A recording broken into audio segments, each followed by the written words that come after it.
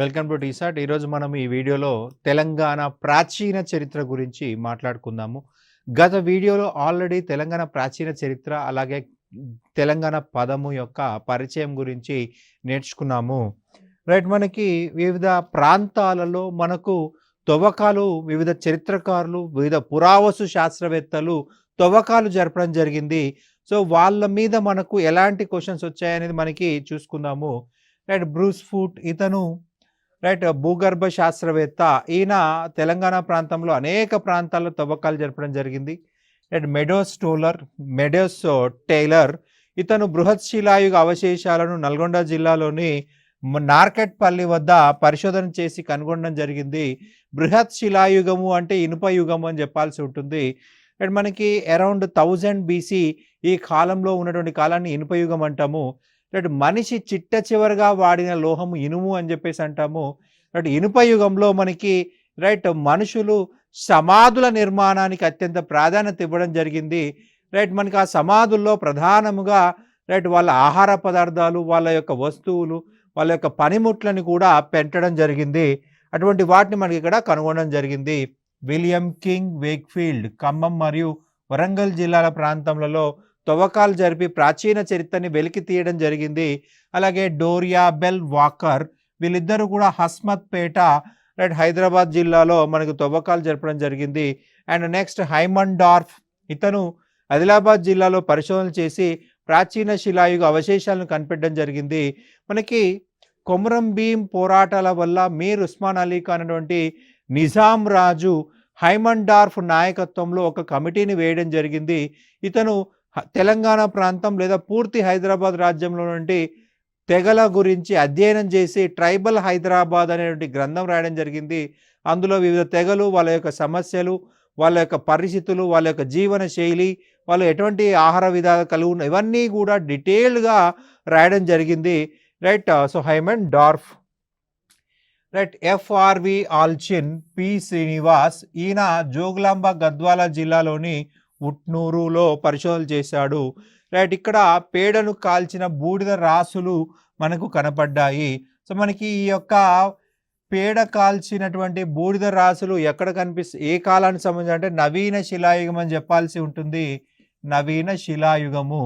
Right, మనము ఈ యొక్క ఉట్నూరునే ప్రజెంట్ ఉత్తనూరు అని చెప్పేసి పిలుస్తూ ఉన్నారు. రైట్, మనకి ప్రస్తుతము రైట్ గద్వాల జిల్లాకు సంబంధించినటువంటి ప్రాంతము ఐజా మండలంలో భాగంగా దీన్ని ఉత్తనూరు అని చెప్పేసి అంటున్నాము. మనకి ఆ కాలంలో ఉట్నూరు అన్నారు, ఇప్పుడు ఉత్తనూరు అంటున్నారు. కాలక్రమంలో పేరు మారిపోయింది అనమాట.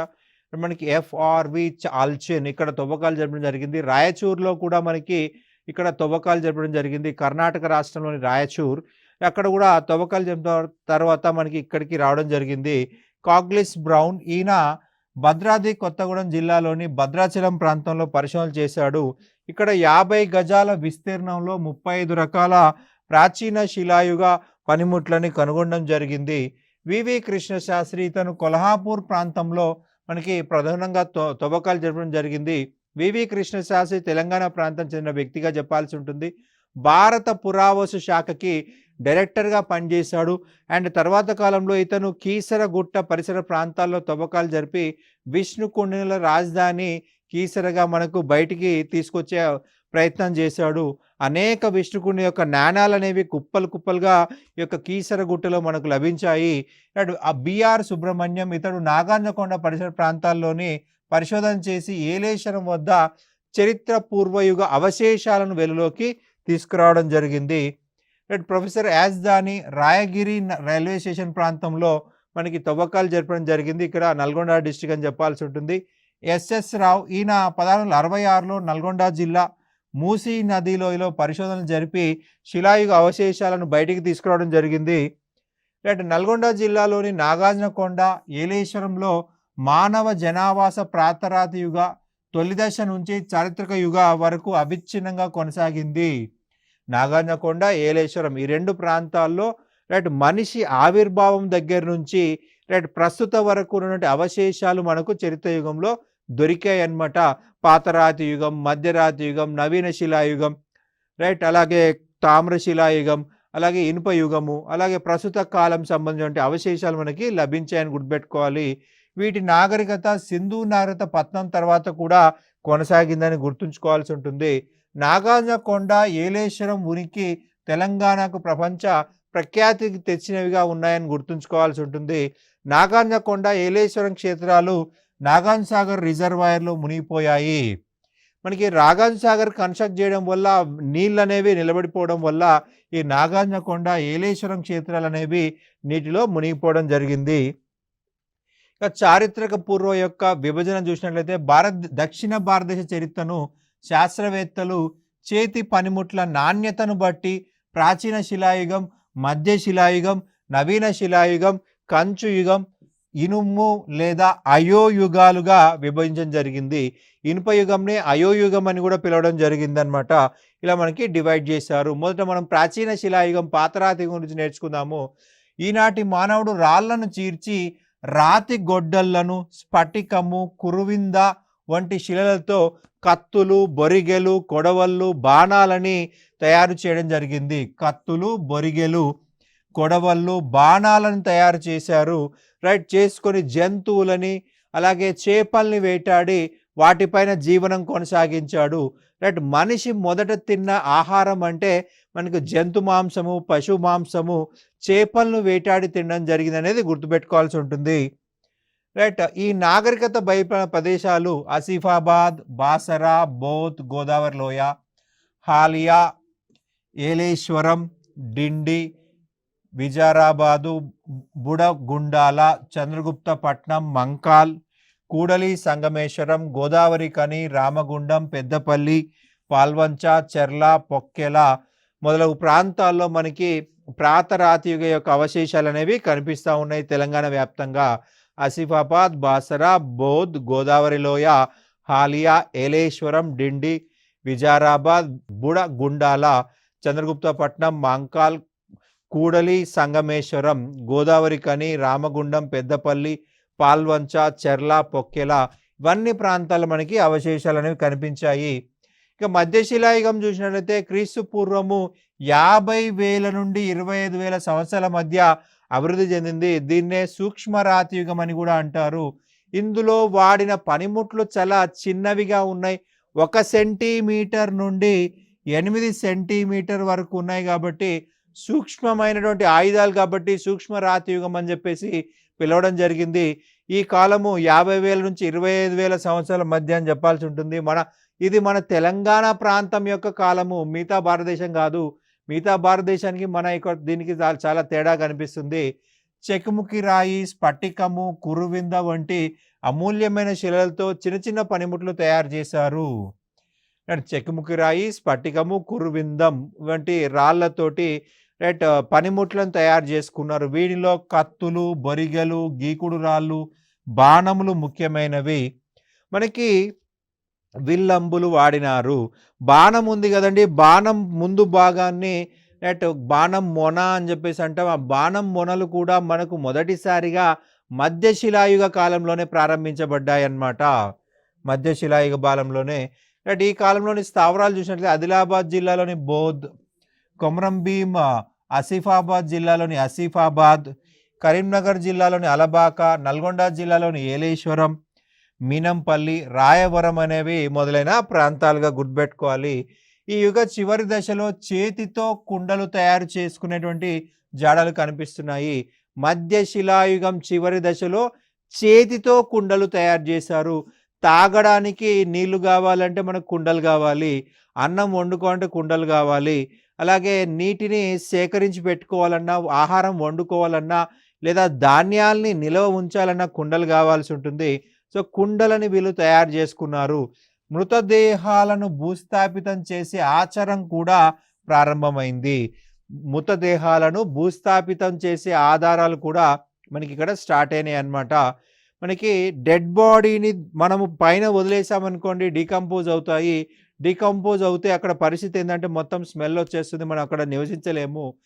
ఆరోగ్యానికి ప్రాధాన్యత ఇచ్చారు కాబట్టి వీళ్ళు భూస్థాపితం చేశారు, భూమి లోపల పాతి పెట్టారు. దానివల్ల మనకు ఎటువంటి అనారోగ్య సమస్యలు రావు. ఆరోగ్యానికి ప్రాధాన్యత ఇచ్చారు కాబట్టి మృతదేహాలను భూమిలో పాతిపెట్టడం జరిగింది. రైట్. సో, మనకి మధ్య శిలాయుగం నుంచి ఆరోగ్యం పైన అవగాహన ఏర్పడిందనటానికి ఎగ్జాంపుల్ అనమాట. నవీన శిలాయుగం చూసినట్లయితే 25,000 నుంచి 5,000 సంవత్సరాల వరకు యుగం వెలిసిల్లింది. ప్రదేశాలు జోగులాంబ, గద్వాల జిల్లా, ఉట్నూరు లేదా ఉత్తనూరు, దాన్నే ఉత్తనూరు అని కూడా అంటున్నాము. ఐజా మండలం అని గుర్తుపెట్టుకోవాలి. ఐజా మండలంలో ఉంది ఈ యొక్క ఉత్తనూరు. రైట్. నల్గొండ జిల్లా ఏలేశ్వరం, భువనగిరి జిల్లా భువనగిరి, పెద్దపల్లి జిల్లా దేవరపల్లి, కోలకొండ, పెదబంకూరు, పాలకొండ, కదంబాపూర్, సిద్దిపేట జిల్లా బుడిగపల్లి, హైదరాబాద్ జిల్లా గోల్కొండ, మౌలాలి. రైట్. గోల్కొండ, మౌలాలి. అలాగే మనకి పనిముట్ల విషయంకి వచ్చినట్లయితే గొడ్డలి, రెండు వైపులా పదునున్నటువంటి ఉలి, సుత్తి, బొరిగే, నాగటి, కర్రు. ఈ కర్రును ఉపయోగించి భూమిని దున్నడం జరిగింది. నాగటి కర్రును ఉపయోగించి ఈ కాల ప్రజలు మనకి భూమిని దున్నారు. ఇటు కర్రులు నాగార్జునకొండ లోయలో దొరికాయి. రైట్. నాగార్జునకొండ లోయలో దొరికాయి. రాగులు, పెసళ్ళు, ఉలువలు ఈ యుగంలోని పంటలైనటువంటి సాక్ష్యము. మనకి నవీన శిలాయుగంలో ప్రధానంగా పండించిన పంటలు ఏంటంటే రాగులు, ఉలువలు, పెసళ్ళుగా గుర్తుపెట్టుకోవాల్సి ఉంటుంది. రాగులు, ఉలువలు, పెసళ్ళు ఈ యుగంలో ప్రధానంగా మనకు ప్రజలు పండించుకున్నారు. రైట్. ఇక లక్షణాలు చూసినట్లయితే మనిషి స్థిర నివాసం ఏర్పాటు చేసుకున్నాడు. మనకి స్థిర నివాసము ఉండడానికి గల ప్రధాన కారణం వచ్చేసి వ్యవసాయంగా చెప్పాల్సి ఉంటుంది. మనిషి నవీన శిలాయుగంలో పంటలని పరిశీలించాడు. పంటలు చాలా స్లోగా డెవలప్ అవుతున్నాయి. రైట్. మనకి విత్తనాలు వేయగానే మొలకెత్తవు. సో, దానికి 3 నెలల్లో 4 నెలల్లో టైం పడుతుంది. సో, 5 నెలల్లో 6 నెలల్లో. సో, ఆ పంటను బట్టి కొన్ని తొందరగా పండుతాయి, కొందరు లేట్గా పండుతాయి. సో, రెగ్యులర్గా నీళ్ళు అందించాలి. రైట్. రెగ్యులర్గా కాపాడాల్సి ఉంటుంది. జంతువుల నుంచి కాపాడాలి. మేకలు, గొర్రెలు ఇటువంటివి ఆ పంటని తినకుండా కాపాడాలి. సో, అలా కాపాడాలంటే ఏం చేయాలి? స్థిర నివాసం ఉండాలి. ఒక ప్రాంతం నుంచి ఇంకో ప్రాంతానికి వలస వెళ్ళాడే అనుకుందాము. ఇక్కడ విత్తనాలు వేసాడు, వేరే వేట కోసం వెళ్ళాడు. వెళ్ళొచ్చే లోపల పంట ఉంటుందా? వేరే జంతువులు తినేస్తాయి. అందుకే స్థిర నివాసం అనేది ప్రారంభమైంది. పంటను సంరక్షించుకోవడము స్టార్ట్ అయింది ఈ యొక్క నవీన శిలాయుగంలో. అందువల్లనే పంటలు బాగా అభివృద్ధి చెంది మనిషి యొక్క రైట్ స్థిర నివాసానికి పునాదులు పడ్డాయని చెప్పాల్సి ఉంటుంది. వ్యవసాయం చేశాడు. వ్యవసాయంతో పాటు పశుపోషణ కూడా ఉంది. ఆవు, ఎద్దు, గొర్రె, మేక రైట్ మొదలగు జంతువులు ఉన్నాయి. కుండలు తయారు చేయడం నేర్చుకున్నాడు. చేతితో తయారు చేశాడు. అలాగే చక్రంతో తయారు చేసినటువంటి కుండలు మనకు ప్రధానంగా కనిపిస్తాయి. ప్రకృతి శక్తులను పూజించడం ప్రారంభించినాడు. లింగ పూజ, పశుపతి పూజ ఇవన్నీ కూడా మనకు కనిపిస్తాయి. లింగ పూజలు మనకి యొక్క తెలంగాణ వ్యాప్తంగా కనిపిస్తాయి. శ్రీ శక్తి పూజ కూడా ఈ కాలంలోనే ప్రారంభమైంది. నాగార్జునకొండ, ఏలేశ్వరంలో శవాలు గల జాడీలు వివిధ సమాధుల్లో లభించినాయి. నాగార్జునకొండ, ఏలేశ్వరంలలో శవాలు గల జాడీలు వివిధ సమాధుల్లో లభించాయి. రైట్. ఇక నెక్స్ట్ యుగం చూసినట్లయితే నవీన శిలాయుగం తర్వాత తామ్రయుగం. ఈ తామ్రయుగాన్నే కంచు యుగం అంటాము. మనిషి వాడినటువంటి లోహము రాగి అని చెప్పాల్సి ఉంటుంది. 5,000 నుంచి 2,000 మధ్యలో రైట్ యుగంలో లోహాలు వాడినారు. మనిషి వాడిన తొలి లోహము రాగి లోహము. ఈ రాగి లోహమును తగరముతో కలిపితే వచ్చేదే కంచు లేదా తామ్రము అని చెప్పేసి అంటాము. రైట్. తామ్రము అంటారు. రాగి లోహాన్ని మానవుడు మొదటిసారిగా ఉపయోగించాడు. తర్వాత బంగారం, కంచు, వెండి లోహాలను వాడాడు. ఈ కాలంలో ప్రధానంగా పప్పు ధాన్యాలు, జొన్నలు, బహుధాన్య వ్యవసాయ పద్ధతిని ఉపయోగించడం జరిగింది. రైట్. బహుధాన్య వ్యవసాయ పద్ధతిలో ఒక దగ్గర మనకు రైస్ వేయచ్చు, ఇంకో దగ్గర ఇంకోటి వేయచ్చు. మిక్సింగ్ పంటలు అన్నమాట. మిక్సింగ్ పంటలను కూడా పండించడం జరిగింది. రైట్. నాగరికత ప్రదేశాలు కరీంనగర్ జిల్లాను కదంబాపూర్, సిద్దిపేట జిల్లా హుస్నాబాద్, బుడిగపల్లి, పెద్దపల్లి జిల్లా పెదబంకూరు, తొగుర్రాయి, మహబూబ్ నగర్ జిల్లాలో కుడివేలి, రైట్ ఉత్తనూరు, అలాగే కరకాల, చిన్న మరూరు, రైట్ వరంగల్ జిల్లాలో కోలకొండ, జనగాం జిల్లాలో దేవరుప్పల, జనగామ, వర్ధమానుకోట, హైదరాబాద్ జిల్లా కోకాపేట, రైట్ నల్గొండ జిల్లాలోని మూసీ నది పరిసర ప్రాంతాలు, ఏలేశ్వరం, హనుమంతాపల్లి, సూర్యాపేట జిల్లా సూర్యాపేట పరిసర ప్రాంతాలు, ఆదిలాబాద్ జిల్లా జముల్దార్. రైట్. ఇక నెక్స్ట్ ఇనుప యుగం గురించి చూద్దాము. ఇనుప యుగము మనిషి చిట్ట చివరగా కనుగొనబడ్డ సహజ ఖనిజము ఇనుము అని చెప్పాల్సి ఉంటుంది. రైట్. ఇనుము తర్వాత మనం ఆర్టిఫిషియల్గా తయారు చేసుకోవడం వేరు, న్యాచురల్గా దొరికే ఖనిజం వేరు. న్యాచురల్గా దొరికే ఖనిజంలో చిట్ట చివరిగా మనకు ఇనుప ఖనిజం అని చెప్పాల్సి ఉంటుంది. ప్రాచీన మానవుడు ఇనుమును కనుగొని దానిని తన జీవిత అవసరాల కోసం ఉపయోగించడం జరిగింది. మనకి ఇనుము ద్వారా కొడవళ్ళు తయారు చేస్తాడు, ఇనుము ద్వారా గొడ్డలు తయారు చేస్తాడు. ఈ గొడ్డల ద్వారా మనకు చెట్లు నరికి వ్యవసాయానికి అనుగుణంగా మార్చుకోవడం జరిగింది. నాగలికి మనకు ఐరన్ పెట్టేసి చాలా లోతుగా తవ్వి నాగలి ద్వారా వ్యవసాయం చేశాడు. సో అలా ఉపయోగపడింది యొక్క ఇనుము అని చెప్పాల్సి ఉంటుంది. వ్యవసాయానికి ఇనుప పనిముట్లు వాడినాడు, ఫలితంగా ఇనుము పరిశ్రమ వచ్చింది. ఇనుము కరిగించడానికి ప్రత్యేక బట్టీలు కూడా కట్టాడు. రైట్. మట్టితో ఉన్నటువంటి ఇనుము దాన్ని బాగా మరిగించినట్లయితే ఇనుపు ఖనిజం సపరేట్ అయిపోతుంది, మట్టి సపరేట్ అయిపోతుంది. సో దానికోసము బట్టీలను కూడా ఏర్పాటు చేయడం జరిగింది. ఇనుప యుగాన్నే అయోయుగం అని, బృహత్ శిలాయుగం అని, బృహత్ సమాధుల సంస్కృతి అని, రాక్షస గుల్ల సంస్కృతి అని కూడా పిలుస్తారు. ఇనుప యుగాన్నే అయోయుగం అని, బృహత్ శిలాయుగం అని, బృహత్ సమాధుల సంస్కృతి, రాక్షస గుల్ల సంస్కృతి అంటారు. ఈ కాలపు మనుషుల సమాధులను రాక్షస గుళ్ళుగా నిర్మించారు. రైట్. చాలా విశాలంగా కట్టారు. రైట్. భయం గొల్పే విధంగా ఉంది కాబట్టి ఆ కాల ప్రజలు రాక్షస గుళ్ళు అని చెప్పేసి అన్నారనమాట.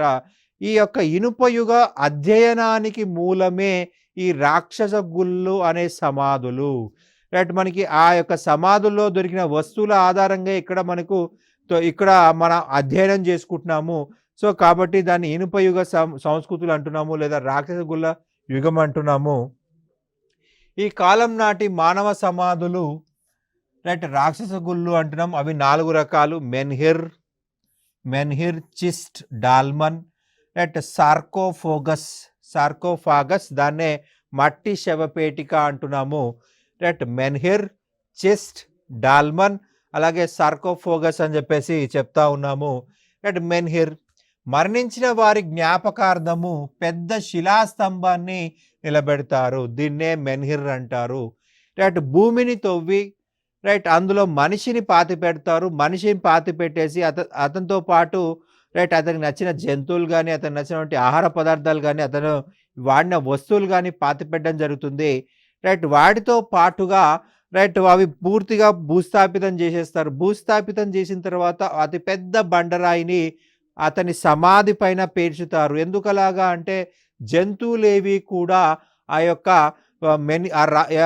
సమాధిని తవ్వకుండా ప్రతిసారి సమాధుల్ని ప్రస్తుతం అంటే మనకు సిమెంట్ ఉంది. సో మనము ఆ యొక్క సమాధి ప్రాంతం అంతా కూడా సిమెంట్ చేసేస్తాము. సో ఆ సిమెంట్ చేసినప్పుడు అక్కడ మనకి ఎటువంటి జంతువులు తవ్వకాలు జరపవు. కానీ ఆ కాలంలో అటువంటి ఏమీ లేవు. వాళ్ళు ఏం చేశారంటే అతిపెద్ద బండరాయిని పెట్టడం జరిగింది. 10 మీటర్లు లేదా 20 మీటర్లు, 30 మీటర్లు, ఒకసారి 50 మీటర్లు, ఇట్లా వాళ్ళు అంతంత బరువు రాళ్ళను మోసుకొచ్చి మనకి పెడతారనమాట. ఇలాంటివి యాదాద్రి భువనగిరి జిల్లా ఒలిగొండలో బయలుపడ్డాయి. రైట్. ఒలిగొండలో బయలుపడ్డాయి. అలాగే చిస్ట్ ఈ పద్ధతిలో రాతి పెట్టెలో శవాన్ని ఉంచి ఆ పెట్టెను గొయ్యిలో వేసి చుట్టూ వృత్తాకారంలో రాతి గుళ్ళను పేరుస్తారు, చుట్టూ రాళ్ళు పేరుస్తారు. రైట్. చుట్టూ రాళ్ళు పేరుస్తారు. ఈ పద్ధతిలో రాతి పెట్టెలో శవాన్ని ఉంచి ఆ పెట్టెను ఒక గొయ్యిలో వేసి చుట్టూ వృత్తాకారంలో రాతి గుళ్ళను పేరుస్తారు. ఇలాంటి సమాధులు ఒక ఆదిలాబాద్ జిల్లాలో తప్ప మిగిలిన తెలంగాణ అంతటా బయలుపడ్డాయి. రైట్. ఒక ఆదిలాబాద్ జిల్లాలో తప్ప మిగతా అంత తెలంగాణ ప్రాంతంలో కనపడ్డాయి. డాల్మన్ ఈ పద్ధతిలో రాతి శవపేటికను భూమి మీదనే పెట్టి చుట్టూ రాళ్ళు పేర్చుతారు. భూమి మీదనే పెట్టి చుట్టూ రాళ్ళు పేర్చుతారు. నల్గొండలోని ఏలేశ్వరంలో ఏనుగు ఆకారం కలిగిన శవపేటిక బయటపడింది. ఏనుగు ఆకారం నుండి శవపేటిక. రైట్. ఇక్కడ ఒక సమాధిలో ఒక స్త్రీ కళేబరం మీద పడుకోబెట్టిన పురుషుని కళేబరం ఒకే సమాధిలో బయటపడ్డాయి, ఒకే సమాధిలో ఉన్నాయి. ఇలాంటి సమాధి ప్రపంచంలో ఎక్కడా కూడా బయటపడలేదు. ఒక సమాధిలో స్త్రీ కళేబరం మీద పడుకోబెట్టిన పురుష కళేబరం అనేది ఒకే సమాధిలో కనపడ్డాయి. ఓకే. ఇనుపయుగం నాటి స్థావరాలు నల్గొండ జిల్లా ఏలేశ్వరం, నాగార్జునకొండ, నార్కెట్పల్లి, దేవరకొండ ప్రాంతాలు, హైదరాబాద్ జిల్లాలోని బాలానగర్, బేగంపేట, నిజామాబాద్, డోర్నకల్ మొదలగునవి. రైట్. హైదరాబాద్ కేంద్రీయ విశ్వవిద్యాలయ ఆవరణలో ఉన్న ఒక రాక్షస గూడు సమాధి దేశంలోనే మొదటిదని తేలింది. మనకి ప్రస్తుతం హైదరాబాద్ కేంద్రీయ విశ్వవిద్యాలయం హైదరాబాద్కి లింగంపల్లి పరిసర ప్రాంతంలో ఉంటుందండి. షేర్లింగంపల్లి పరిసర ప్రాంతంలో ఉంటుంది. మనకి గచ్చిబౌలి దాటగానే హైదరాబాద్ కేంద్ర విశ్వవిద్యాలయం ఉంటుంది. ఇక్కడ మనకి రాక్షస గూడు సమాధి దొరికింది. రైట్. ఇక్కడ దొరికిన సమాధిని చరిత్రకారులు, పురావస్తు శాస్త్రవేత్తలు పరిశోధనలు చేయడం వల్ల తెలిసింది ఏంటంటే ఇది దేశం మొత్తంలో మొదటిది. దేశం మొత్తానికే మొదటిది అంటున్నాము. దానిలో దొరికిన ఆహార గింజలు ఇప్పటికే 4250 సంవత్సరాల కిందటివని శాస్త్రీయ పరీక్షల ద్వారా తెలుస్తున్నాయి. అంటే మనము సింధు నదీలోయ నాగరికతకు సమకాలీనంగా చెప్పుకోవచ్చు. ప్రస్తుతం మనం 2000 సంవత్సరాల్లో ఉన్నాం. రైట్. 2000 మైనస్ లోకి వెళ్ళినట్లయితే ఖచ్చితంగా అది సింధు నాగరికతకు కాంటెంపరీగా సమకాలీనంగా ఉందని చెప్పుకోవచ్చు. 4250 సంవత్సరాల క్రితం నాటిది అని మనకి ఇక్కడ తెలుస్తూ ఉంది. రైట్. పెదబంకూరు పెద్దపల్లి జిల్లాలోని హుసేమియా వాగు ఒడ్డున ఉంది. ఇక్కడ శాతవాహన కాలం నాటి 3 ఇటుక కోటలు, ఇటుకతో కట్టిన 22 చేదబావులు బయటపడ్డాయి. మనకి పెదబంకూరు ఎక్కడుందండి? పెద్దపల్లి జిల్లాలో ఉంది. పెద్దపల్లి జిల్లాలోని హుసేమియా వాగు. ఈ కొన్ని సందర్భాల్లో మనకి ఎగ్జామ్లు అడగవచ్చు, ఇది ఏ ప్రాంతంలో ఉందని. హుసేమియా వాగు అని చెప్పాల్సి ఉంటుంది. ఇక్కడ శాతవాహన కాలం నాటి 3 ఇటుక కోటలు, అలాగే ఇటుకతో కట్టిన 22 చేదబావులు బయటపడ్డాయి. 22 చేదబావులు అలాగే 3 ఇటుక కోటలు ఎక్కడ దొరికాయని అడగొచ్చు. పెదబంకూరు, పెద్దపల్లి జిల్లా. మన కొత్త జిల్లా ప్రకారం పెద్దపల్లి, పాత జిల్లా ప్రకారం కరీంనగర్ అని చెప్పాల్సి ఉంటుంది. ఇక్కడ ఇనుప గొడ్డళ్ళు, మేకులు, కత్తులు, బరిసెలు, కొడవళ్ళు, ఉలులు, పూసలు, గాజులు, టెర్రకోట ముద్రికలు తవ్వకాల్లో దొరికాయి. ఇనుప గొడ్డళ్ళు, మేకులు, కత్తులు, బరిసెలు, కొడవళ్ళు, ఉలులు, పూసలు, గాజులు, టెర్రాకోట ముద్రికలు తవ్వకాల్లో బయటపడ్డాయి. ఇక్కడ శాతవాహన రాజుల నాణ్యాలు, విధ్యాంక నాణ్యాలు దొరికాయి. రోమన్ చక్రవర్తులైనటువంటి అగస్టస్, సీజర్, టైబీరియస్ నాణ్యాలు కూడా మనకు లభించాయి. అగస్టస్, సీజర్, టైబీరియస్ వీళ్ళు గొప్ప రోమన్ చక్రవర్తులుగా చెప్పాల్సి ఉంటుంది. అగస్టస్ కాలాన్ని గోల్డెన్ ఏజ్, బంగారు యుగం అని చెప్పి చెప్తారు. అలాగా మనకి ఇక్కడ టైబీరియస్ వీళ్ళ నాణ్యాలు మన ఇండియాలో, మన తెలంగాణ ప్రాంతంలో దొరికాయన్నమాట, పెదబంకూరులో. నెక్స్ట్ ప్లేస్ చూసినట్లయితే ధూళికట్ట, పెద్దపల్లి జిల్లాలోని హుసామియా వాగు ఒడ్డున ఉంది. ఇక్కడ శాతవాహన కాలం నాటి బౌద్ధ స్తూపాన్ని వివి కృష్ణశాస్త్రి వెల్లోకి తీసుకురావడం జరిగింది. వివి కృష్ణశాస్త్రి. ధూళికట్ట పెద్దపల్లి జిల్లా అని చెప్పాల్సి ఉంటుంది. ఇక్కడ ప్రముఖ బౌద్ధ స్తూపము, బుద్ధుడి అవశేషాల పైన కట్టబడ్డ దాన్నే మనం బౌద్ధ స్తూపం అని చెప్పేసి అంటాం. మొదట ఇటుకలతోటే నిర్మించే వాళ్ళు, పూర్తిగా ఇటుకలతో నిర్మించే వాళ్ళు. మనకి ఇలా మనకు కన్స్ట్రక్ట్ చేసి స్తూపం అనేది ఇలా కన్స్ట్రక్ట్ చేసి కంప్లీట్గా మనకి 4 దిక్కుల 4 ఎంట్రన్స్లు అనేవి కట్టబడతాయి అన్నమాట. 4 దిక్కుల 4 ఎంట్రన్స్లు కట్టబడతాయి. రైట్. చుట్టూ కూడా మళ్ళీ ప్రహారీ గోడ అనేది ఉంటుంది. రైట్. బౌద్ధ స్తూపము మనకు వివి కృష్ణశాస్త్రి వెల్లో తీసుకురావడం జరిగింది. ఈ స్తూపం చుట్టూ గల రాతి పలకల మీద కొన్ని బ్రాహ్మీ లిపిలో ఉన్న శాసనాలు ఉన్నాయి. బ్రాహ్మీ లిపిలో ఉన్న శాసనాలు ఉన్నాయి. ధూళికోట, ధూళి అంటే ఏంటండి? మట్టి. సో అక్కడ ధూళిగా ఉండడం వల్ల ధూళికోటగా పిలువబడింది. రైట్. మట్టి కోట, కంప్లీట్గా మట్టితో కట్టబడింది, రాయి ఉపయోగించలేదు, అందుకే దాన్ని ధూళికోట అన్నారు. ఈ కోట లోపల రాజభవనాలు, బావులు, ధాన్యాగారాలు, ఇనుప ఆయుధాలు, టెర్రాకోట బొమ్మలు, ఏనుగు దంతం దువ్వెన, రైట్. మట్టి పాత్రలు బయటపడ్డాయి. మట్టి పాత్రలు ఉన్నాయన్నమాట. ఇక్కడ మౌర్యుల కాలం నాటి విధ్యాంక నాణాలున్నాయి. విధ్యాంక నాణాలు అంటే ఒకవైపు మాత్రమే ముద్రించబడి ఉంటాయి. రెండో వైపు ఖాళీగా ఉంటాయి. మనకి ఆధునిక చరిత్రలో మనకు 2 వైపులా ముద్రించడం అనేది ఉంటుంది. కానీ ప్రాచీన చరిత్రలో ఒకవైపు మాత్రమే ముద్రిస్తారు. అంటే ఒకవైపు పంచ్ చేస్తారు. సో, అందుకే విధ్యాంక నాణాలని చెప్పేసి చెప్పడం జరుగుతుంది. ఒకవైపే ముద్రించబడుతుంది. వెనక వైపు ఖాళీగా ఉంటుంది. మౌర్యుల కాలానికి చెందిన విధ్యాంక నాణాలు మనకిక్కడ బయటపడ్డాయి. ఇక్కడ ఇవి మనకు ప్రధానంగా మన తెలంగాణ ప్రాంతంలో నుండి ముఖ్యమైనటువంటి స్థావరాలుగా చెప్పాల్సి ఉంటుంది. ముఖ్యమైన స్థావరాలు మనకి ఏలేశ్వరం ప్రాంతం చూసినట్లయితే ఏలేశ్వరం ప్రాంతము. ఈ ఏలేశ్వర ప్రాంతంలో ప్రధానంగా ఏనుగు ఆకారంలోని శవపేటిగా లభించింది. రైట్. ఇది మనకు చాలా ముఖ్యమైనదిగా చెప్పాల్సి ఉంటుంది. ఇటువంటి సమాధులు మనకు చాలా తక్కువగా ఉన్నాయి. రైట్. చాలా తక్కువగా ఉన్నాయన్నమాట. తెలంగాణ వ్యాప్తంగా మనకి ఈ యొక్క అవశేషాలు కనిపిస్తున్నాయి.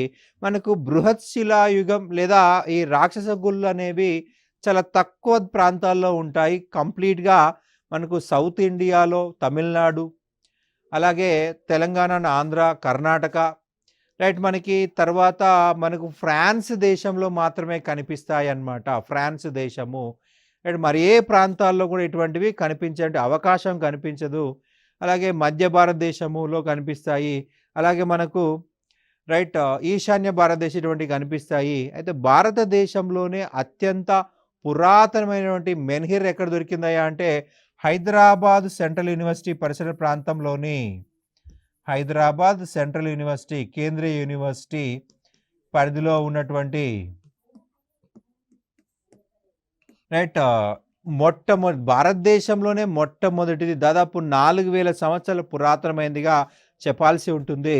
అంటే క్రీస్తు పూర్వం 2వ శతాబ్దం సంబంధించినది గుర్తుపెట్టుకోవాల్సి ఉంటుంది. సింధు నాగరికత రైట్ సమకాలీనంగా ఉన్నటువంటి సమాధులు అనమాట. సింధు నాగరికతకి రైట్ ఇవ్వండి మనకు తెలంగాణ ప్రాంతంలో ఉండే పూర్వ చారిత్రక యుగము, అలాగే నవీన శిలాయుగం, రైట్ మనం ప్రాతరాతి యుగం, మధ్య శిలాయుగం, నవీన శిలాయుగం, అలాగే కంచు యుగం, అలాగే రైట్ ఇనుప యుగం గురించి నేర్చుకున్నాము. Thank you.